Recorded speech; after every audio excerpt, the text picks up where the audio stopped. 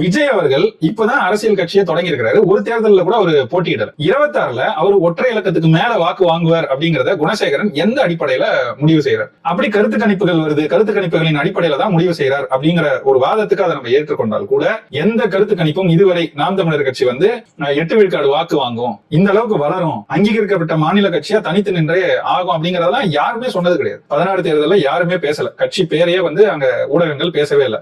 19 தேர்தல் அதுலயும் பேசல. அதுல இன்னொரு கூடுதல் என்னன்னா, அந்த காலகட்டத்தில் கமலஹாசன் கட்சி தொடங்கியிருந்தாரு. கமலஹாசன் கட்சியை பத்தி அந்த அளவுக்கு பேசினவங்க அதுக்கு முன்னாடியே ஒரு தேர்தலில் போட்டிட்டு இன்னும் வளர்ந்து வர நாம் தமிழர் கட்சியை முற்றிலும் இருட்டடிப்பு செஞ்சாங்க. அதே தான் இப்போ 26 தேர்தலையும் செய்யறாங்க. அந்த தேர்தலையும் அவர் 1.1 வாங்கினாரு. அதுக்கு மேல பெருசா வாங்குறதுக்கு வாய்ப்பு இல்லைன்னாங்க.